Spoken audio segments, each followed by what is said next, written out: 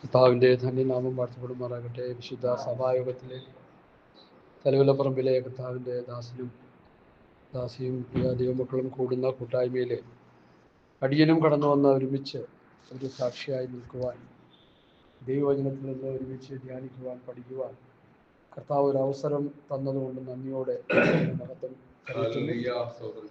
കഴിഞ്ഞുപോയ ദിവസങ്ങളിലെല്ലാം ദൈവത്തിൻ്റെ കൃപ നമ്മോട് കൂടെ ഇരുന്നു. കഴിഞ്ഞ വെള്ളിയാഴ്ച അവിടെ വന്നിരുന്നു. അനുഗ്രഹിക്കപ്പെട്ടൊരു കൂട്ടായ്മ കഴിഞ്ഞ് ഞങ്ങൾ മടങ്ങിപ്പോയി. പിന്നെയും ഇന്ന് പകൽക്കാലം സഭായോഗത്തിന് കടന്നു വരാനായിട്ട് കർത്താവ് കൃപ നൽകി. അതോർത്ത് നന്ദിയോടെ സ്തോത്രം. ശ്രേഷ്ഠന്മാരായ ദൈവഭൃത്യന്മാരിൽ നിന്ന് കർത്താവ് നല്ല വിലപ്പെട്ട ആലോചനകൾ തന്നു. അതോർത്ത് നന്ദിയോടെ സ്തോത്രം. നമുക്ക് കിട്ടുന്ന ഒരു വചനമായിരിക്കാം ഒരു പക്ഷേ നമ്മളെ മുൻപോട്ട് നടത്തുന്നത്. നമ്മുടെ കഷ്ടതയിലും ബുദ്ധിമുട്ടിലും ഞെരുക്കത്തിലും പ്രതിസന്ധിയിലും നമ്മളെ മുന്നോട്ട് നയിക്കുന്ന ഒരു വാക്യമായിരിക്കാം, ഒരു വാക്കായിരിക്കാം. അങ്ങനെയെങ്കിൽ പല വാക്യങ്ങൾ, പല വചനങ്ങൾ ദേവദാസന്മാരിവിടെ പറഞ്ഞു. അതൊക്കെയും ഞാൻ സസൂക്ഷ്മം ശ്രദ്ധിച്ച് കേട്ടുകൊണ്ടിരുന്നു. ഞാനതൊക്കെ നോട്ട് ചെയ്യുന്ന ആളാണ്. ഞാനൊരു പഠിതാവാണ്. I am a student. എത്ര നാൾ വരെ? മരിക്കുന്ന സമയത്തും പിന്നെയും കാണും കുറേയൊക്കെ പഠിക്കാൻ.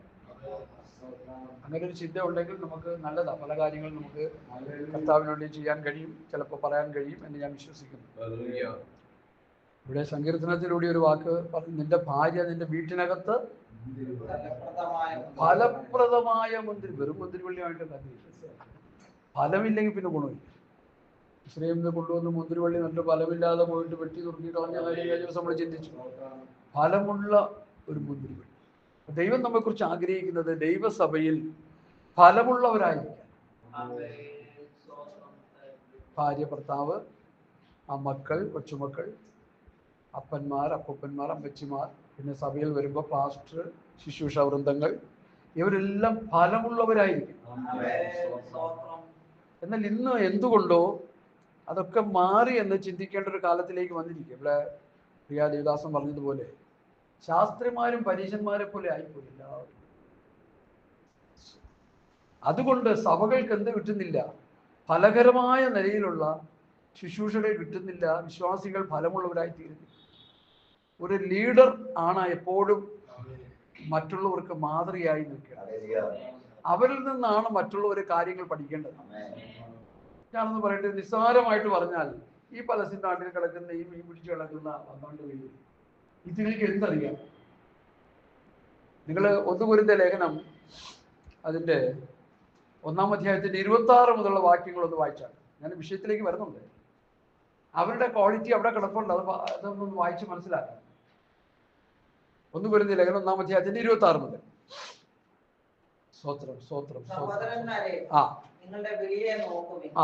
ലോക അഭിപ്രായ പ്രകാരം ജ്ഞാനികൾ ഏറെയില്ല, ബലവാന്മാർ ഏറെയില്ല, കുലീനന്മാരും ഏറെയില്ല. ജ്ഞാനികളെ ലജ്ജിപ്പിക്കുവാൻ ദൈവം ലോകത്തിൽ പോഷകമായത് തിരഞ്ഞെടുത്തു. ജ്ഞാനികളെ ലജ്ജിപ്പിക്കുവാൻ കർത്താവ് വരുന്ന സമയത്ത് അവിടെ ഉണ്ടായിരുന്ന കുറെ ഗ്രീക്കേഴ്സ് ഉണ്ടായിരുന്നു, അതുപോലെ യഹൂദന്മാര്, അതേപോലെ റോമക്കാര്. ഇവരൊക്കെ വലിയ ജ്ഞാനികളായിരുന്നു. ഇതൊന്ന് ചിന്തിച്ചേ, ഒന്ന് മനസ്സിലേക്ക് ഒന്ന് ചിന്തിച്ചേ. അവരെയൊക്കെ ലജ്ജിപ്പിക്കാൻ ആരെയാ തിരഞ്ഞെടുത്തത്? പോളേഷനെ, വലിയ വലിയ പണ്ഡിതന്മാര്.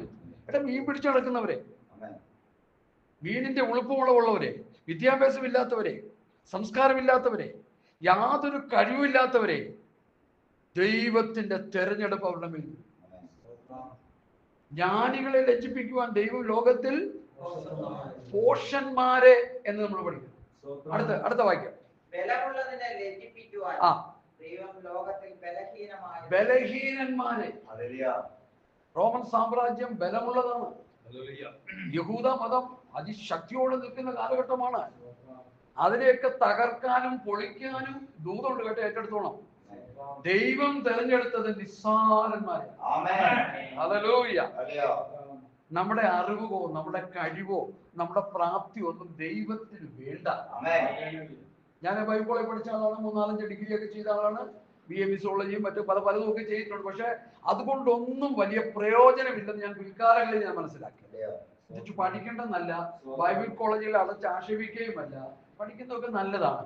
പക്ഷെ ശുശ്രൂഷ ഞാൻ കർത്താവിൽ നിന്ന് പ്രാപിക്കുകയും നിങ്ങൾ കേൾപ്പിച്ചറിയും. എല്ലാവരും വിചാരിക്കുന്ന പൗലോസ് തിരുവത്താഴം മാത്രമാണ് അങ്ങനെ കർത്താവിൽ നിന്ന് പ്രാപിച്ചതെന്നല്ല. ദൈവത്തിന്റെ വചനം അറേബ്യൻ മരുഭൂമിയിൽ ഇരുന്ന് ഉപവസിച്ചും പ്രാർത്ഥിച്ചും ആ ഭക്തൻ കർത്താവിന്റെ കൂടെ നടക്കാനുള്ള ഭാഗ്യം കിട്ടിയില്ല. എല്ലാം കർത്താവിൽ നിന്ന് പ്രാപിച്ച് ദൈവസഭയ്ക്ക് തന്ന അമൂല്യ നിധികളാണ്. ഇപ്പോൾ കർത്താവിന്റെ ദാസന്മാരൊക്കെ ആ വചനങ്ങളൊക്കെ എടുത്ത് ഇങ്ങനെ ഓരോ വാക്യങ്ങളാക്കി. അപ്പൊ ആ ജ്ഞാനികളെ രചിപ്പിക്കുവാൻ ദൈവം ലോകത്തിൽ എന്ത് ചെയ്തു? ദോഷന്മാരെ തെരഞ്ഞെടുത്തു. അടുത്ത വായിക്കാം.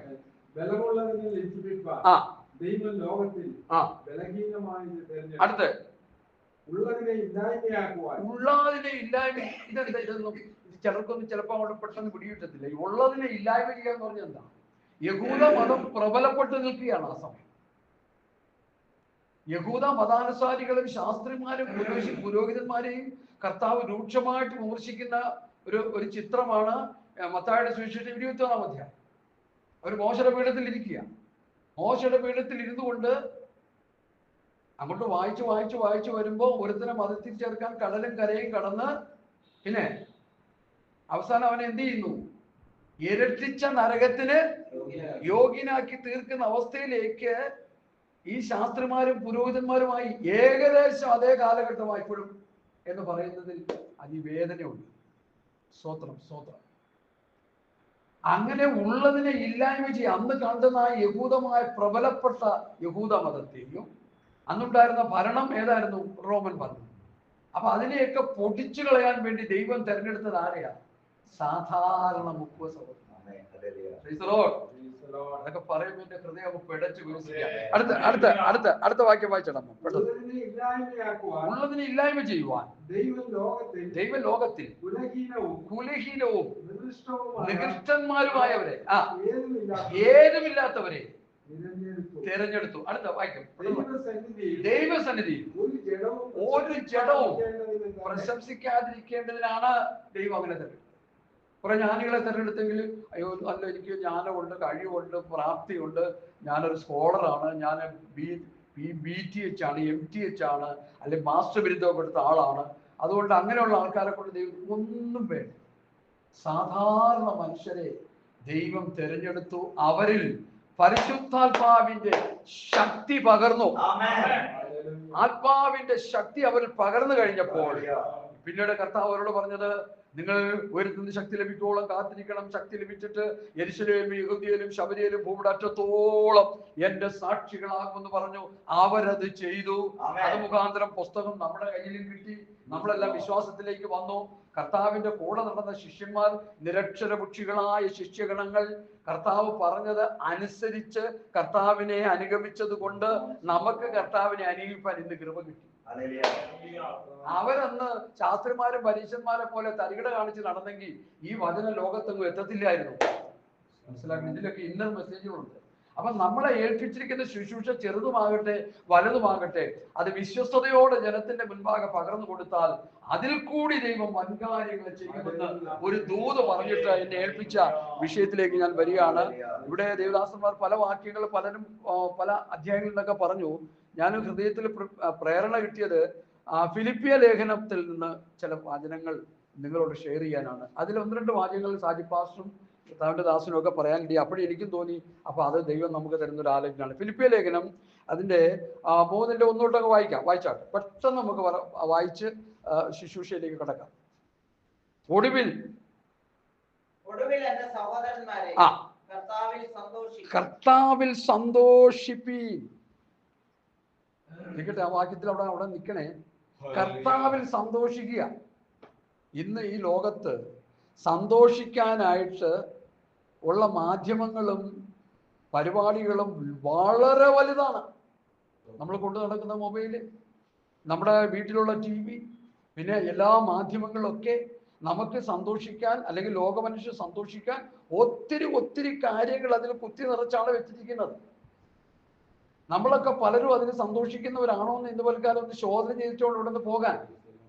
ഇവിടെ പൗലോസ് പറയുന്നത്, പുതിയ നിയമ സഭയോട് പറയുന്നത്, കർത്താവിൽ സന്തോഷിപ്പിക്കും.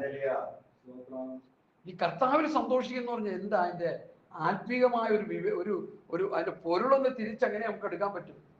കർത്താവ് നമുക്ക് വേണ്ടി ഒരുക്കി വെച്ചിരിക്കുന്ന ആ മഹത്തരമായ അനുഭവങ്ങൾ ഓർത്ത് സന്തോഷിച്ചോളാം. ഈ ഭൂമിയിൽ സന്തോഷിക്കാനൊന്നുമില്ല.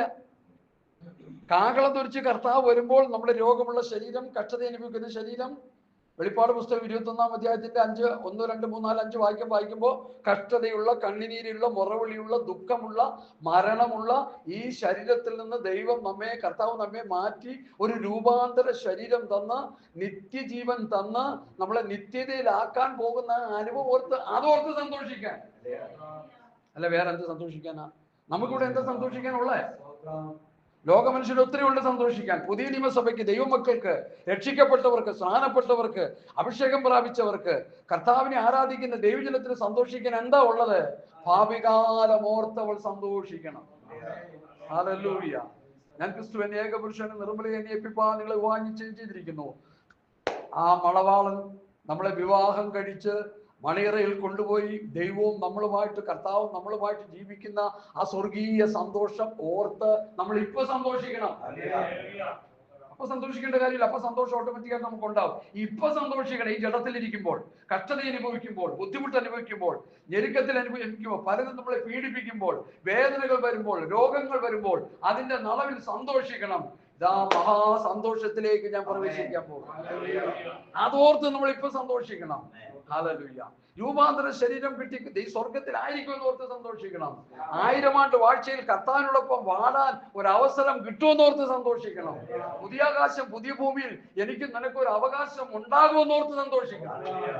അതല്ലേ കർത്താവിൽ സന്തോഷിക്കാൻ.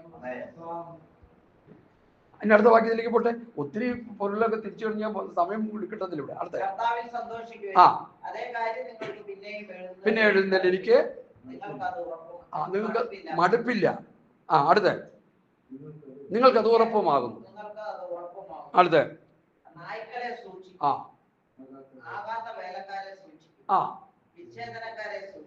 മതി. പറയാതിരിക്കാൻ പറ്റത്തില്ല. കാരണം പൗലോസിന്റെ പ്രബോധനമല്ലേ, ശക്തമായ പ്രബോധനമല്ലേ. നായ്ക്കൾ, ആകാത്ത വിലക്ക, വിച്ഛേദനം. എടുക്കാം 56-ാം അധ്യായം യെശയ്യാപ്രവാചകന്റെ പുസ്തകം. ഇത് സത്യത്തിൽ ഞാൻ പറയണമെന്ന് വിചാരിച്ചിരുന്നതല്ല, പക്ഷെ ഇവിടെ വന്നപ്പോൾ ദൈവത്തിന്റെ ആത്മാവ് ഹൃദയത്തിൽ ശക്തമായിട്ട് ഇടപെടുവാൻ ഇടയായിത്തീരുന്നു. 56-ാം അധ്യായത്തിന്റെ 10, 11, 12 വാക്യങ്ങൾ ഞങ്ങളിവിടെ ബൈബിൾ ക്ലാസ് നടക്കുന്ന സമയത്ത് ഈ വാക്യങ്ങളൊക്കെ ചിന്തിച്ചു പോയതാണ്. എന്നാൽ സഭയായിട്ട് ഇത് ചിന്തിച്ചായിട്ട് ഓർക്കുന്നില്ല. അപ്പൊ അതുകൊണ്ട് നമുക്ക് എല്ലാവർക്കും ഒരുമിച്ച് ഈ വചനങ്ങൾ അനുഗ്രഹമായി തീരുവാൻ പ്രാർത്ഥനയോടെ നമുക്ക് ദൈവസന്നിധിയിലായിരിക്കാം. അവന്റെ കാവൽക്കാർ, കുരുടന്മാർ, അവരെല്ലാവരും പരിജ്ഞാനമില്ലാത്തവർ, അവരെല്ലാവരും കുരപ്പാൻ വൈകാത്ത ഊമനായ്ക്കൾ. അവരെ സൂക്ഷിക്കണം. കുരപ്പാൻ വൈകാത്ത ഊമനായ്ക്കളെ സൂക്ഷിക്കണം. നമ്മള് വീട്ടിലെ ഇപ്പോഴത്തെ 50,000 രൂപ, 1 ലക്ഷം, 2 ലക്ഷം രൂപയൊക്കെ ഉണ്ട് പട്ടികൾക്ക് വില. വീട്ടിൽ കൊണ്ടുവന്നൊരു പട്ടിയെ ഇട്ടിട്ട് തീറ്റ കൊടുത്തു കഴിഞ്ഞാൽ അത് ഒരു കള്ളം വന്നാലും കുറയ്ക്കില്ല, എന്തെങ്കിലും ഒരു പ്രശ്നം വന്നാലും വിളിക്കില്ല. ആരെങ്കിലും ഏതെങ്കിലും നല്ലൊരു ബുദ്ധിമുട്ട് നമ്മുടെ കോമ്പൗണ്ടിൻ്റെ ഉള്ളിൽ ഉണ്ടാക്കാനായിട്ട് ആരെങ്കിലും വന്ന് ഇത് കുറയ്ക്കത്തി ഇതിങ്ങനെ തിന്നോടിങ്ങനെ കിടക്കുകയാണെങ്കിൽ നമുക്ക് അതിനോട് വലിയ സ്നേഹമൊക്കെ തോന്നും. നല്ല ചുട്ട അടി ഒഴിച്ചു കൊടുക്കും അല്ലേ. കുറയ്ക്കാൻ വയ്യാത്ത ഊമനായി. ഇവിടെ ദൈവത്തിന്റെ ആത്മാവ് നിയോഗിക്കുന്ന അല്ലെങ്കിൽ ആത്മാവ് ഉദ്ദേശിച്ച ആ മർമ്മം എന്താണെന്ന് നമ്മൾ അല്പം ഒന്ന് ചിന്തിക്കാൻ പോവാം. 2 താഴോട്ടുള്ള ഭാഗം വായിച്ചാട്ടെ.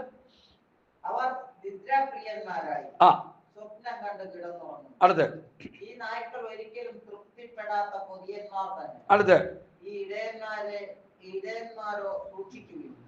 സൂക്ഷിപ്പാൻ അറിയാത്തവർ അവരെല്ലാവരും ഒട്ടൊഴിയാതെ താന്താന്റെ വഴിക്കും താന്താന്റെ ലാഭത്തിനും. അപ്പോ ഈ നായ്ക്കൾ എന്ന് പറയുന്നത് സുവിശേഷ വേല ചെയ്യുന്നവരാ.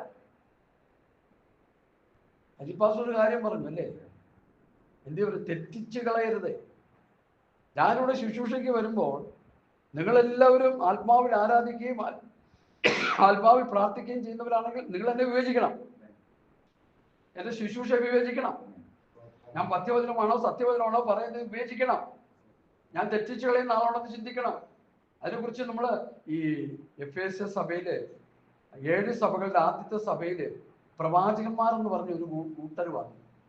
സഭ അവരെ അങ്ങ് വിവേചിച്ചു. അവരാരായി മാറി പറഞ്ഞാട്ടെ, നിങ്ങൾക്ക് അറിയാവുന്ന കേസാ ഇതൊക്കെ. സഭ വിവേചിച്ചപ്പോൾ ഈ പ്രവചിക്കാൻ വന്നവർ ആരായിരുന്നു? ആർക്കും അറിയത്തില്ല. കള്ളന്മാരത് പറഞ്ഞെന്താ ഇത്ര മടി? നമ്മളെ വായ്പപ്പെട്ടവരാണോ? ധൈര്യമായിട്ട് പറഞ്ഞോ. എവര് പ്രവചിക്കാൻ വന്നതാ. പണ്ട് സഭ അവരെ വിവേചിച്ചപ്പോ കള്ളന്മാരെന്ന് കണ്ടില്ല. ആരാ വന്നത്? അപ്പോസ്തലന്മാരെന്ന് പേരും പറഞ്ഞു. അതുകൊണ്ട് എന്നെ കേൾക്കുന്ന പ്രിയപ്പെട്ടവരെ, ഇന്നത്തെ ആത്മീയ ഗോളത്തിൽ സംഭവിച്ചിരിക്കുന്ന വലിയ വിനാശം എന്നുള്ളത് ഈ ദൈവവചനത്തിൽ നിന്ന് തെറ്റിച്ച് കളയുന്ന നായ്ക്കൾ ഇറങ്ങിയിരിക്കുന്നു, കള്ളപ്രവാചകന്മാർ ഇറങ്ങിയിരിക്കുന്നു, ദുരുപദേശകന്മാർ ഇറങ്ങിയിരിക്കുന്നു. നമ്മൾ അവരെ സൂക്ഷിക്കണം. ഫിലിപ്പിയ ലേഖനത്തിൽ പൗലോസ് പറയാൻ നായ്ക്കളെ സൂക്ഷിക്കും. അവരെന്താ? ഞാൻ പെട്ടെന്ന് ഓടിച്ചു വായിക്കാം. അവന്റെ കാവൽക്കാർ കുരുടന്മാർ, അവരെല്ലാവരും പരിജ്ഞാനമില്ലാത്തവർ, അവരെല്ലാവരും കുരപ്പാൻ കഴിയാത്ത ഊമനായ്ക്കൾ തന്നെ. അവർ നിദ്രാപ്രിയരായി സ്വപ്നം കണ്ടു കിടന്നുറങ്ങുന്നു. ഈ നായ്ക്കൾ ഒരിക്കലും തൃപ്തിപ്പെടാത്ത കൊതിയന്മാർ തന്നെ. ഈ ഇടയന്മാരോ സൂക്ഷിപ്പാൻ കഴിയാത്തവർ. അവരെല്ലാവരും ഒട്ടൊഴിയാതെ താന്റെ വഴിക്കും ഓരോരുത്തൻ താന്റെ ലാഭത്തിലേക്കും തിരിഞ്ഞിരിക്കുന്നു. ഈ വകുപ്പുകളാണ് ഒരു ശുശ്രൂഷകനുണ്ടെങ്കിൽ അവനെ സൂക്ഷിക്കണം നമ്മൾ. അല്ലെങ്കിൽ എന്താ പറ്റും? നമ്മൾ തെറ്റിപ്പോകും. ആരും നിങ്ങളെ തെറ്റിക്കരുത്. സർപ്പം ഹവ്വായെ ഉപായത്താൽ ചതിച്ചതുപോലെ ക്രിസ്തുവിനോടുള്ള ഏകാഗ്രതയും നിർമ്മലതയും വിട്ട് നിങ്ങളുടെ ഹൃദയം വഷളായി പോകുമോ എന്ന് ഞാൻ ഭയപ്പെടുന്നു. ഒരു സീനിയർ പാസ് ഒരിക്കൽ എന്നോട് വിളിച്ചു ചോദിക്കുക, എന്നെക്കാൾ 5-8 പ്രായമുണ്ട്, ആരായി പാസ്റ്റർ ഈ സർപ്പം ഹവ്വായും ഈ ചതിച്ചു കളയുന്ന ആരാണെന്ന്? അപ്പൊ ഞാൻ പറഞ്ഞു, ആ ഭാഗത്ത് 4-ാം വാക്യം ഒന്ന് വായിച്ചു നോക്കാൻ പറഞ്ഞു. നമ്മളൊന്ന് വായിച്ചേ. 2 കൊരിന്ത്യർ 11:4. ഞാൻ പറഞ്ഞ വാക്യത്തിന്റെ കണ്ടിന്യൂഷനാണ്. സ്തോത്രം. പെട്ടെന്ന് വായിച്ചേ, സമയം പോവാ. ഹല്ലേലൂയ. സ്തോത്രം, സ്തോത്രം, സ്തോത്രം, സ്തോത്രം, സ്തോത്രം. 2 കൊരിന്ത്യർ 11:4. ശക്തമായൊരു വചന പഠനം കൂടിയാണ്. ഒരുത്തൻ വന്ന് ഞങ്ങൾ പ്രസംഗിക്കാത്ത മറ്റൊരു യേശുവിനെ പ്രസംഗിക്കുകയോ നിങ്ങൾക്ക് ലഭിക്കാത്ത വേറൊരാത്മാവെങ്കിലും നിങ്ങൾ കൈക്കൊള്ളാത്ത വേറൊരു സുവിശേഷമെങ്കിലും ലഭിക്കുകയോ ചെയ്യുമ്പോൾ നിങ്ങൾ പൊറുക്കുന്നതാണ്. അപ്പൊ അതിന്റെ അർത്ഥം എന്താ? അവര് പറഞ്ഞു വെച്ച ആ പാറ്റേൺ, ആ ഉപദേശം, ആ വിശുദ്ധിയുടെയും ആ നിർമ്മലമായ തിരുവചന സത്യങ്ങൾക്ക് അനുസരിച്ചല്ലാതെ വേറൊരു നിലയിൽ പറഞ്ഞാൽ എന്ത് പറ്റി? അവർ നായ്ക്കളായി. എന്താണെന്നറിയത്തില്ല. ഞാൻ ആക്സിഡന്റിലായിട്ട് വന്നതല്ല, കർത്താവ് കൊണ്ടുവന്നത് തന്നെയെന്ന് ഞാൻ വിശ്വസിക്കുകയാണ്. അതുകൊണ്ട് ദൈവമക്കളെ, ഈ കാര്യങ്ങൾ നമ്മൾ പഠിച്ച് മനസ്സിലാക്കി ഹൃദയത്തിൽ വെക്കുക. നമ്മളെ തെറ്റിച്ച് കളയാൻ ഒത്തിരി പേര് ഇറങ്ങിയിട്ടുണ്ട്. ഞാൻ പൂർണ്ണമായിട്ട് വിശ്വസിക്കുന്നത് സുവിശേഷ വേല ചെയ്യുന്നതിൽ ഒരു 90% തെറ്റിച്ച് കളയുന്നവരാണെന്നാണ് ഞാൻ വിശ്വസിച്ചിരിക്കുന്നത്. ചെറിയ ശതമാനമേ ഉള്ളൂ, ഒരു ശേഷിപ്പേ ഉള്ളൂ കർത്താവിന്റെ വരവിനോട് ജനത്തെ ഒരുക്കാൻ ശുശ്രൂഷകന്മാരെ. മുഴുവൻ തെറ്റിച്ചുകൊണ്ട് എവിടെ നോക്കിയാലും തെറ്റിപ്പോ. നമ്മളിത് നന്നായിട്ട് മനസ്സിലാക്കണം. ഇനി തെറ്റിപ്പോകാതിരിക്കാൻ എന്ത് ചെയ്യണം എന്ന് പറഞ്ഞ് ഒരു വാക്യമായിട്ട് പറഞ്ഞേ. തെറ്റിപ്പോകാതിരിക്കാൻ എന്ത് ചെയ്യണം? വാക്യം പറയണം, അല്ലാതെ പറ്റത്തില്ല. അല്ലാതെ ഞാൻ സമ്മതിച്ചു തരില്ല. നിങ്ങൾ തിരുവെഴുത്തുകളെയും ദൈവശക്തിയെയും അറിയായികയാൽ തിരുവെഴുത്തുകളെ നന്നായിട്ട് വായിച്ചു, തിരുവെഴുത്ത് വായിച്ചു പഠിക്കണം. കർത്താവ് പറഞ്ഞു, യോഹന്നാന്റെ സുവിശേഷം 6:63 എടുക്കേണ്ട സമയമില്ല, ഞാൻ നിങ്ങളോട് സംസാരിച്ച വചനങ്ങൾ ആത്മാവും ജീവനുമാകുന്നു. ആത്മാവും ജീവനുമാകുന്നു. ഈ ആത്മാവും ജീവനുമാകുന്ന വചനം നമ്മുടെ ഹൃദയത്തിന്റെ ഉള്ളിൽ ഉണ്ടെങ്കിൽ നമ്മളെ തെറ്റിച്ച് കളയാൻ പറ്റത്തില്ല. മത്തായി 4, ലൂക്കോസ് 4 കർത്താവിനെ തെറ്റിക്കാൻ വീടുപോയവും വന്നു. 3 പരീക്ഷാ ഘട്ടങ്ങൾ കർത്താവിന്റെ മുൻപാകെ വെച്ചു. കർത്താവ് എന്തോ പറഞ്ഞു? തിരുവെഴുത്തിൽ അങ്ങനെ എഴുതിയിരിക്കുന്നു. വചനം ഹൃദയത്തിൽ ഉള്ളത് കൊണ്ട് ആ പിശാചിനെതിരെ ദൈവവചനം എന്ന ആത്മാവിന്റെ വാടെടുത്ത് പിശാചിനെതിരെ ശക്തമായി പ്രയോഗിക്കാൻ. ഞാൻ എപ്പോഴും ഇങ്ങനെ ചിന്തിക്കാറില്ല, ഞാനായിരുന്നെങ്കിൽ, നമ്മളായിരുന്നെങ്കിൽ നമ്മുടെ അവസ്ഥ നിങ്ങൾക്ക് ചിന്തിക്കുന്നതല്ലേ? ഞാനായിരുന്നെങ്കിൽ എന്തായിരുന്നു എൻ്റെ അവസ്ഥ? നമ്മൾ ഓരോരുത്തരും നെഞ്ചത്ത് ഞാനായിരുന്നു ദൈവമേ, ആ കർത്താവിനെ പരീക്ഷ സാത്താൻ എന്നെ പരീക്ഷ, ഞാൻ എൻ്റെ അവസ്ഥ എന്തായാലും ചിന്തിക്കാൻ നമുക്ക് കഴിയുമോ? അതെന്തിനാ അങ്ങനെ ചിന്തിക്കാൻ പറയുന്നേ? നമ്മൾ വചനം വായിച്ച്, വചനം ഗ്രഹിച്ച്, പഠിച്ച്, അനുസരിച്ച് നമ്മൾ മുമ്പോട്ട് പോയിക്കൊണ്ടിരിക്കുക. അതിനുവേണ്ടിയാണ് ഈ പറയുന്നത്. നിങ്ങൾക്കൊരു മോട്ടിവേഷൻ ദൂതായിട്ട് തരിക ചെയ്യുന്നത്. നമ്മൾ തെറ്റിപ്പോകാതിരിക്കാൻ വേറെ വഴികളൊന്നുമില്ല. നിങ്ങൾ തിരുവഴുത്തുകളെയും ദൈവശക്തിയെയും അറിയായികൾ തെറ്റിപ്പോകുന്നു. അത് കർത്താവ് പറഞ്ഞത് ഒരു വിവാഹത്തോടുള്ള ബന്ധിച്ചൊരു വിഷയത്തിലാണ് അവിടെ പറഞ്ഞെങ്കിലും ഞാൻ അതങ്ങ് വിട്ടിട്ട് ഞാൻ പൊതുവെ കോമൺ ആയിട്ട് പറയുകയാണ്. തിരുവഴുത്തുകളെയും ദൈവശക്തിയെയും വേണ്ടതുപോലെ തിരിച്ചറിയാൻ കഴിയാതെ പോയാൽ നമ്മൾ തെറ്റിപ്പോകും. നമ്മളെ തെറ്റിക്കുവാൻ ഇഷ്ടം പോലെ കള്ളപ്രവാചകന്മാരും ദുരുപദേഷ്ടക്കന്മാരും ഇറങ്ങിയിരിക്കുന്നു. 2 പത്രോസ് 2-ാം അധ്യായത്തിന്റെ 1 മുതൽ 3 വരെയുള്ള വാക്യം വായിച്ചു. ഹല്ലേലൂയ. ഞാൻ പെട്ടെന്ന് പോവാ, സമയം നമുക്ക് എത്ര.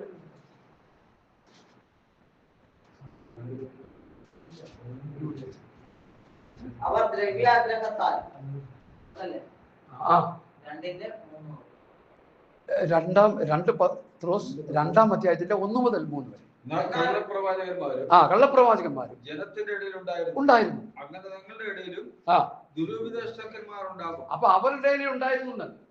ഇത് ശ്രദ്ധിച്ചേ, പത്രോസ് അപ്പോസ്തലൻ പറയുക ദുരുപദേഷ്ടന്മാരും ഉണ്ടായിരുന്നു, അങ്ങനെ നിങ്ങളുടെ ഇടയിൽ ഉണ്ടാവുമെന്ന്. ഭാവിയിലുള്ള നമ്മളോടും പറയുക നിങ്ങളുടെ ഇടയിൽ ഉണ്ടാകുമെന്ന്. അടുത്ത അവർ നാശകരമായ മതഭേദങ്ങളെ നുഴയിച്ച് തങ്ങളെ വിലയ്ക്ക് വാങ്ങിയ നാഥനെ തള്ളിപ്പറഞ്ഞ് തങ്ങൾക്ക് തന്നെ ശീഘ്രനാശം വരുത്തും. അവരുടെ ദുഷ്കാമ പ്രവൃത്തികൾ പലരും അനുകരിക്കും. അടുത്ത അവർ നിമിത്തം സത്യമാർഗം ദുഷിക്കപ്പെടും. അടുത്ത അവർ ദ്രവ്യാഗ്രഹത്തിന്റെ കൗശലവാക്ക് പറഞ്ഞ് നിങ്ങളെ നമ്മൾ പാണിഭമാക്കും. തീർന്നോ? 3 വരെ തീർന്നോ? അവർക്ക് പൂർവ്വകാലം മുതൽ ന്യായവിധി താമസിയാതെ വരുന്നു. അവരുടെ നാശം ഉറങ്ങുന്നതുമില്ല. മതി, അവരുടെ നാശം ഉറങ്ങുന്നത്. അപ്പൊ നമ്മളെ വാണിഭമാക്കുമെന്ന്, നമ്മളെ വിറ്റ് കച്ചവടം ചെയ്യുമെന്ന്. എനിക്കറിയാം ഒത്തിരി സഭകൾ ചിലരുണ്ടാക്കിയിട്ട്, സഭകൾ അവർ 10-15 വിശ്വാസികൾ ഉണ്ടാക്കിയിട്ട് ഏതെങ്കിലും പാസന്മാരുടെ കാശുള്ളവരുടെ അവർക്ക് അവിടെ വിറ്റ് കാശാണ്. വിശ്വാസികളെ സഭയോടുകൂടി വിൽക്കുക, ഹോളോടുകൂടി വിൽക്കുക. എനിക്കറിയാവുന്ന ഒത്തിരി ചരിത്രങ്ങളുണ്ട്. ആളുകൾ, വ്യക്തികളും പ്രസ്ഥാനങ്ങളൊന്നും പറഞ്ഞ് ഞാൻ മറ്റുള്ളവരെ ക്ഷീണിപ്പിക്കാൻ താല്പര്യപ്പെടുന്നില്ല. ഇതൊക്കെ നടക്കുന്നുണ്ട് ഇവിടെ. കർത്താവിന്റെ വരവിന് വേണ്ടി സുവിശേഷം പ്രസംഗിച്ച് ദൈവരാജ്യത്തിന് വേണ്ടി വിശ്വാസികളെ ആദായപ്പെടുത്താനാണ് കർത്താവിന്റെ ശിഷ്യന്മാരെ കുറിച്ച് കർത്താവ് ഉദ്ദേശിച്ചത്, അല്ലാതെ അവരെ വിറ്റ് തിന്നാനല്ല. പൊൻവാണിഭ്യം, പിന്നെ എല്ലാ വാണിഭ്യം, എല്ലാ കച്ചവട ചരക്കായി മാറിയിരിക്കുക. അതെ, ഒരു പെണ്ണന്വേഷിക്കാനായിട്ട് പക്ഷേ എനിക്കൊരു പെണ്ണിനെ നോക്കണം, എൻ്റെ മോനൊരു പെണ്ണിനെ അന്വേഷിക്കണമെന്ന്. അന്വേഷിച്ചാൽ കുഴപ്പമൊന്നുമില്ല. അന്വേഷിച്ച് കഴിഞ്ഞിട്ട് എത്ര രൂപ സ്ത്രീധനം കിട്ടി? അതൊരു 5-8-10 ലക്ഷം രൂപ. അതിന്റെ ഇത്ര % എനിക്ക് തരുള്ളൂ. അപ്പൊ കച്ചവടമില്ല. എൻ്റെ കൂടെ നടന്നൊരു സഹോദരൻ അബദ്ധം പറ്റി. ഇതുപോലെ നടന്ന് അവസാനം എങ്ങാണ്ട് കിടന്ന് ഒരെണ്ണത്തിനെ കൊണ്ടുകൊണ്ട് ഇപ്പൊ കിടന്ന് അനുഭവിക്കുന്ന കഷ്ടപ്പാടുകൾക്ക് കയ്യിൽ കണക്കില്ല. എന്നോട് ചോദിച്ചു എന്ത് ചെയ്യണമെന്ന്. ഞാൻ പറഞ്ഞു തക്കതുള്ളത് ഞാൻ പ്രാർത്ഥിക്കുന്നതാണ്. അതിനെക്കുള്ളിൽ എനിക്ക് എന്താ പറയാനാ മറുപടി? ഇദ്ദേഹം ഈ പ്രാർത്ഥിച്ചിരിക്കുന്ന സമയം കൊണ്ട് ഇങ്ങനെ ഇപ്പൊ അവരെ കുറിച്ച് പറയുന്ന ബ്രോക്കേഴ്സ്, വസ്തു ബ്രോക്കേഴ്സ്, കല്യാണ ബ്രോക്കേഴ്സ്, എല്ലാം ബ്രോക്കേഴ്സ്. ദൈവമക്കളെ ആത്മീയ ഗോളത്തിൽ ബ്രോക്കർമാർ ഇഷ്ടംപോലെ കിടക്കുക. പൗലോസ് പറഞ്ഞു നായ്ക്കളെ സൂക്ഷിപ്പിൻ, ആകാത്ത വേലക്കാരെ സൂക്ഷിപ്പിൻ, വിച്ഛേദനക്കാരെ സൂക്ഷിപ്പിൻ. ഈ 3 മേഖലകളെ നമ്മൾ സൂക്ഷിച്ചില്ലെങ്കിൽ നമ്മുടെ കട പറിച്ചുകളെ. വളരെ ജാഗരൂകരായിരിക്കുക. കർത്താവ് ഒന്ന് സഭയെ ചേർക്കാൻ പോവുക. ഇസ്രായേലിനെതിരെ യുദ്ധം നടക്കാൻ പോവുക. ഇപ്പൊ നടക്കുന്ന യുദ്ധങ്ങളെല്ലാം യുദ്ധശ്രുതികളായിട്ട് ഒരുപക്ഷെ തീർന്നെന്ന് വരാം, യുദ്ധം നടന്നെന്ന് വരാം. എന്നാൽ ഇസ്രായേൽ പർവ്വത നിരകളിൽ ഒരു വലിയ യുദ്ധത്തിന് വേണ്ടി ലോകത്തിലെ അനേക രാഷ്ട്രങ്ങളും വമ്പന്മാരും കോപ്പ് കൂട്ടിക്കൊണ്ടിരിക്കുകയാണ്. ഇസ്രായേൽ 3-2 നശിപ്പിക്കാൻ വേണ്ടി ആ യുദ്ധം നടക്കുമെന്ന് വിശുദ്ധ പ്രവാചകന്മാർ വചനത്തിൽ പ്രവചിച്ചു വെച്ചിട്ടുണ്ട്. അത് സംഭവിക്കാൻ പോയി, ആസന്നമായി. അത് സംഭവിക്കാൻ പോകുകയാണ്. അതിനു മുൻപ് സഭ മാറ്റപ്പെടും. നമ്മൾ ഉറങ്ങി അലസന്മാരായി മടിയന്മാരായിരുന്നാൽ കൈവിടപ്പെട്ടു പോയവരുടെ കൂട്ടത്തിൽ നമ്മൾ ആയിപ്പോകും. അതാണ് എൻ്റെ ഭയം. ഒരു ഉപദേശിയായിട്ട് പ്രസംഗിച്ചെടുത്തിട്ട് കർത്താവിന്റെ വരവിൽ തൊഴിഞ്ഞു പോയാൽ എന്നെ എന്തിനു കൊള്ളാം? എന്നിട്ട് ഞാൻ തന്നെ പറയുന്നത് ഇതാ, ഞാൻ തൊഴിഞ്ഞു പോയാൽ ഇപ്പോഴാ സിസ്റ്റമൊക്കെ മാറി എന്നാ തോന്നുന്നത്. ഇപ്പം മോഡേൺ സിസ്റ്റമായി. റോഡ് ടാർ ചെയ്യാൻ നേരത്ത് എന്താ ചെയ്തുകൊണ്ടിരുന്ന? നേരത്തെ ടാറിലായിട്ട് കല്ലെല്ലാം അടക്കി വണ്ടി ഓടിച്ച് റെഡിയായി കഴിഞ്ഞ ശേഷം മെറ്റലും അല്ല ഈ ടാറും നല്ല ഒന്നാന്തരം ചരല് അല്ലെങ്കിൽ എംസാൻഡ് രണ്ടും കൂടി മിക്സ് ചെയ്തിട്ട് ഇങ്ങനെ ഇട്ടിട്ട് എന്ത് ചെയ്യുക, റോളർ വെച്ച് ഇങ്ങനെ ഉരുട്ടി. കർത്താവിന്റെ വരവിൽ നമ്മൾ കൈവിടപ്പെട്ടു പോയാൽ യെഹൂദന്റെ ഭരണകാലത്ത് നമ്മളെ അവരിട്ട് ഉരുട്ട് നമ്മളെ പുറത്തു. വാക്യങ്ങൾ എത്ര ഉണ്ടെന്ന് പറയാൻ ഞാൻ അതൊന്നും എടുക്കാൻ താല്പര്യപ്പെടുന്നില്ല. അതുകൊണ്ട് കർത്താവിന്റെ വരവിൽ പോകാൻ ഒരുങ്ങിക്കൊള്ളണം. എന്റെ മെസ്സേജിന്റെ ഏറ്റവും ഹൃദയ ഭാഗം അതാണ്. ജോലി ചെയ്തുകൊണ്ടിരുന്ന എന്നെ അടർത്തിയെടുത്തിട്ട് പറഞ്ഞു, കർത്താവിന്റെ വരവിനോട് ജനത്തെ ഒരുക്കാനുള്ള സന്ദേശം ശക്തിയോടെ ജനത്തിന് കൊടുക്കാൻ ഞാൻ നിന്നെ വിളിച്ചിരിക്കുന്നു, അഭിഷേകം ചെയ്തിരിക്കുന്നു. ദൈവാത്മാവിനോട് പറഞ്ഞ അന്ന് മുതൽ ഇത് പറഞ്ഞുകൊണ്ടിരിക്കുകയാണ്. എന്നെ കേൾക്കുന്ന പ്രിയപ്പെട്ടവരെ, അതിന് തടസ്സമായി ദൈവരാജ്യത്തിൽ പോകാൻ, സ്വർഗരാജ്യത്തിൽ പോകാൻ തടസ്സമായി നിൽക്കുന്ന ഘടകങ്ങളെയാണ് ദൈവാത്മാവ് നമുക്ക് വെളിപ്പെടുത്തി തരുന്നത്. നായ്ക്കളുണ്ട്, ആകാത്ത വേലക്കാരുണ്ട്, വിച്ഛേദനക്കാരുണ്ട്. എല്ലാ വിശദാംശങ്ങളിലേക്ക് ഞാൻ പോകുന്നില്ല. സൂക്ഷിച്ചു കൊള്ളുക നമ്മള്. ഇനി ആ നായ്ക്കൾ എന്നാൽ കഴിഞ്ഞിട്ട് അടുത്ത വാക്യത്തിലേക്ക് വരാൻ അമ്മേ, സമയം പോവാണ്, 12ലേക്ക് നിർത്തണം. വായിച്ചോട്ടെ. ഹല്ലേലൂയ. ഫിലിപ്പിയ ലേഖനത്തിലേക്ക് വന്നു ഞാൻ. നമ്മളെ ഫിലിപ്പിയ ലേഖനമാണല്ലോ ചിന്തിച്ച്. നായ്ക്കളെ സൂക്ഷിപ്പീൻ, അകത്ത വേലക്കാരെ സൂക്ഷിപ്പീൻ. അത് കഴിഞ്ഞിട്ട് അടുത്ത വാക്യം. ചെനക്കാരെ സൂക്ഷിപ്പീൻ. അത് കഴിഞ്ഞ അടുത്ത വാക്യം. നാമല്ലോ പരിച്ഛേദനക്കാർ. നമ്മൾ ആരാ? പരിച്ഛേദനക്കാരാ. ഹല്ലേലൂയ. നാം പരിച്ഛേദനക്കാരാ. ഹൃദയ പരിച്ഛേദന ലഭിച്ചവരാ. യഹൂദന്റെ ആക്ഷരിക പരിച്ഛേദന ലഭിച്ചവരല്ല നമ്മള്. നമ്മുടെ ഹൃദയത്തിലാണ് പരിച്ഛേദന, രൂപാന്തരം. ഒരു ജാതിയനെ യഹൂദനാക്കി എടുക്കാൻ ദൈവം കൊടുത്ത വ്യവസ്ഥയാണ് അവന് പരിച്ഛേദന കഴിച്ച് യഹൂദനാക്കാം. എന്നാൽ പുതിയ നിയമ സഭയെ സംബന്ധിച്ചിടത്തോളം ജാതികളാകുന്ന നമ്മൾക്ക് കർത്താവിനെ സ്വീകരിക്കാനായിട്ട് മുമ്പോട്ട് വരുമ്പോൾ, നാം രക്ഷിക്കപ്പെട്ട് സ്നാനപ്പെട്ട് പരിശുദ്ധാംശം പ്രാപിച്ച് വിശുദ്ധിയിൽ വേർപാടിൽ ജീവിച്ച് കർത്താവിന്റെ വരവിന് വേണ്ടി ഒരുങ്ങാനായിട്ട് നാം മുന്നോട്ട് വരുമ്പോൾ നമുക്ക് ലഭിക്കുന്ന ഏറ്റവും വിലപ്പെട്ട ഒരു അനുഭവമാണ് നമ്മുടെ ഹൃദയത്തിൽ ഒരു പരിച്ഛേദന നടക്കും. അത് പരിശുദ്ധാത്മാവാണ്. ഹല്ലേലൂയ. നാം പരിച്ഛേദനക്കാരാണ്. പരിച്ഛേദനക്കാർക്ക് അടുത്ത വെച്ചിരിക്കുന്ന വ്യവസ്ഥ എന്താണ്? ദൈവത്തിന്റെ ആത്മാവ് കൊണ്ട് ആരാധിക്കണം പരിച്ഛേദനക്കാരെ. പ്രഭാഷക പാടുന്ന നല്ലതാണെങ്കിലും ദൈവത്തിന്റെ ആത്മാവിന്റെ ആരാധന പരിച്ഛേദനക്കാരിൽ വെളിപ്പെടണം. ഹല്ലേലൂയ. നാമല്ലോ പരിച്ഛേദനക്കാർ ദൈവത്തിന്റെ ആത്മാവ് കൊണ്ട് ആരാധിക്കുകയും ക്രിസ്തുയേശുവിൽ പ്രശംസിക്കുകയും ജഡത്തിലെ ആശ്രയിക്കാതിരിക്കുകയും ചെയ്യുന്ന നാം തന്നെ. ഹല്ലേലൂയ. യോഹന്നാന്റെ സുവിശേഷം 4-ാമത്തെ എടുക്കേണ്ട, അന്ന് എടുത്ത് വായിച്ച് പറയാനുള്ള സമയമില്ല, നിങ്ങൾക്കെല്ലാം അറിയാവുന്നത്. ശമരിയ സ്ത്രീയുമായിട്ട് കർത്താവിന്റെ സംഭാഷണത്തിൽ കർത്താവ് ഇങ്ങനെ പറഞ്ഞു, സത്യനമസ്കാരികൾ പിതാവിനെ ആത്മാവിലും സത്യത്തിലും നമസ്കരിക്കുന്ന നാഴിക വരുന്നു, വന്നുമിരിക്കുന്നു. പരിശുദ്ധാത്മാവിന്റെ നിറവോടുകൂടി മർക്കോസിന്റെ മാളിക മുറിയിൽ തുടർന്ന് വന്ന ആത്മാവിന്റെ ആരാധനയെ കുറിച്ച് കർത്താവ് വന്നു ആ സ്ത്രീയോട് പറഞ്ഞു. ഇത് സംഭവിച്ചു. വന്നുമിരിക്കുന്നു എന്ന് പറഞ്ഞാൽ അഭിഷേകത്തോടെ ആത്മാവിന്റെ ആരാധന തുടങ്ങി. അങ്ങനെ പുതിയ നിയമസഭയ്ക്ക് ഒരു ആരാധനക്രമം തന്നിട്ടുണ്ട്. അത് ആത്മാവിലാണ്. അതാരാ ആരാധിക്കേണ്ടത്? ഹൃദയ പരിച്ഛേദന വന്നവൻ. എല്ലാവർക്കും ആരാധിക്കാൻ പ്രമാണമില്ല. ഹൃദയത്തിൽ രൂപാന്തരം വന്നവൻ, വീണ്ടും ജനനം പ്രാപിച്ചവൻ, മാനസാന്തരപ്പെട്ടവൻ, പാപവഴികളെ വിട്ടവൻ, ദൈവവചനത്തിന്റെ വ്യവസ്ഥയിൽ ജീവിക്കാൻ ആഗ്രഹിച്ച് മുമ്പോട്ട് വന്നവൻ, തീരുമാനമെടുത്തവൻ, ഞാൻ കർത്താവിനെ എന്റെ കർത്താവും രക്ഷിതാവുമായി പറഞ്ഞോ സ്വീകരിക്കും. അതിന്റെ അർത്ഥം എന്താ? ഇന്നു മുതൽ ഞാൻ എൻ്റെ കർത്താവിനെ എൻ്റെ കർത്താവും രക്ഷിതമായി സ്വീകരിക്കുന്നു എന്ന് പറയുമ്പോൾ അതിന്റെ ആ ശരിയായ അർത്ഥമുണ്ട്. പലർക്കും അത് വേണ്ട രീതിയിൽ മനസ്സിലാക്കാൻ കഴിയുന്നൊരു സംശയമുണ്ട്. ഇന്നു മുതൽ ഞാൻ എന്നെ കർത്തൃത്വം ചെയ്യാൻ പറഞ്ഞാട്ടെ കർത്താവിനെ ഏൽപ്പിക്കുന്നു. നമ്മളിപ്പോ പണ്ടക്കാണ്ടൊന്ന് ഏൽപ്പിച്ചിട്ട് നമ്മൾ നമ്മുടെ വഴിക്കുണ്ട്. കർത്താവിനെ കർത്തൃത്വം ചെയ്യാനായിട്ട് ഏൽപ്പിച്ചിട്ട് എന്ത് ചെയ്യുക? നമ്മൾ നമ്മുടെ ഇഷ്ടത്തിനനുസരിച്ച് നടക്കുക. നമ്മൾ കർത്തൃത്വം നടത്തുക. വേണമെങ്കിൽ കർത്താവിനെ പോലെ നമ്മൾ നടത്തില്ല. ആ പരുവത്തിൽ വന്നു കഴിഞ്ഞപ്പോ അതിന്റെ അർത്ഥം അതാണ്. ഇതൊക്കെ പിതാക്കന്മാർ പഠിപ്പിക്കുന്ന ഉപദേശ രീതികളാണ് ഞാനീ പറയുന്നത്. എനിക്ക് കൂട്ട് മുഴുവൻ പിതാക്കന്മാരോടായിരുന്നു. പഴയ പ്രായമുള്ള ദേവദാസന്മാർ. അവരുടെ കൂടെ വർഷങ്ങളോളം നടന്ന് ആണ് ഈ വിശുദ്ധിയുടെ വേർപാടിന്റെ ഉപദേശം ഞാൻ പഠിച്ചത്. അതുകൊണ്ട് എന്നെ കേൾക്കുന്ന പ്രിയപ്പെട്ടവരെ, കർത്തൃത്വം ചെയ്യാനായിട്ട് ദൈവം നമ്മെ ഏൽപ്പിച്ചു കഴിഞ്ഞാൽ ദൈവമാണ് പിന്നെ നമ്മളെ നടത്തേണ്ടത്, നമ്മളല്ല. ഹല്ലേലൂയ. നമ്മൾ നമ്മുടെ ഇഷ്ടത്തിനനുസരിച്ച് നടക്കരുത്. ഞാനും നിങ്ങളും, ഇൻക്ലൂഡിങ് ഞാൻ എന്നെ കൂടി പ്രതിയെടുത്ത് പറയുന്നു, ഞാനും നിങ്ങളും രക്ഷിക്കപ്പെട്ട് കഴിഞ്ഞാൽ പിന്നെ ദൈവ ഇഷ്ടത്തിനനുസരിച്ച് വേണം ജീവിക്കുവാൻ, ദൈവവചന വ്യവസ്ഥ അനുസരിച്ച് വേണം ജീവിക്കുവാൻ, ദൈവത്തെ പ്രസാദിപ്പിച്ച് വേണം ജീവിക്കുവാൻ. നമ്മുടെ ഇഷ്ടത്തിനനുസരിച്ച് നമ്മൾ മുമ്പോട്ട് പോകരുത്. ആ യാത്ര ഗുണമല്ല.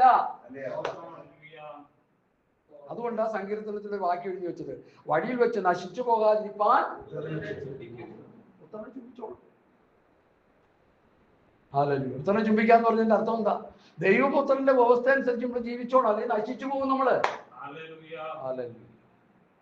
ഈ സ്വർഗത്തിൽ നിന്നൊരു ഗോവേണി ഉൽപ്പത്തി പുസ്തകത്തില് യാക്കോബ് കാണുന്നുണ്ട്, ഒരു ഗോവേണി. അതിനെ കുറിച്ച് വേദപണ്ഡിതന്മാരുടെ അഭിപ്രായം, ആ ഗോവേണി യേശുക്രിസ്തുവാ. ഹല്ലേലൂയ. സ്വർഗ മഹിമകൾ വിട്ട് താണലോകത്തിലേക്ക് മാനവജാതിയുടെ രക്ഷയ്ക്ക് വേണ്ടി ദൈവപുത്രനായ യേശുക്രിസ്തു ഈ ഭൂമിയിലേക്ക് വന്ന് സ്വർഗവുമായിട്ടുള്ള ബന്ധം സ്ഥാപിച്ചു തന്നു. അതാണ് ഈ ഗോവേണി. എഫേസ്യ ലേഖനത്തിൽ അത് വാക്യമായിട്ട് പറയുന്നുണ്ട്. എഫേസ്യ ലേഖനം 1-ാം അധ്യായത്തിലെ ഒരു വാക്യം ഇതിനിടയിൽ ഒന്ന് വായിച്ച് സഹായിക്കണമേ എന്ന് കർത്താവിന്റെ നാമത്തിൽ ഓർപ്പിക്കുന്നു. എഫേസ്യ ലേഖനം 1-ാം അധ്യായത്തിന്റെ 9-10 വാക്യങ്ങൾ വായിക്കാം. പെട്ടെന്ന് വായിച്ചാട്ടെ. അങ്ങനെ താൻ മുൻനിർണയിച്ച 9-10 അവനിൽ താൻ മുൻനിർണയിച്ച തക്കവണ്ണം അറിയിച്ചു. ദൈവത്തിന്റെ ഹിതത്തിന്റെ മർമ്മം നമ്മോട് അറിയിച്ചു. അതെ, സ്വർഗത്തിലും ഭൂമിയിലുള്ളതെല്ലാം ക്രിസ്തുവിൽ ഒന്നായി ചേർക്ക്. സ്വർഗവും ഭൂമിയും പാപം ചെയ്തപ്പോ വിട്ടുപോയി, ബന്ധം അടന്നുപോയി. മതി.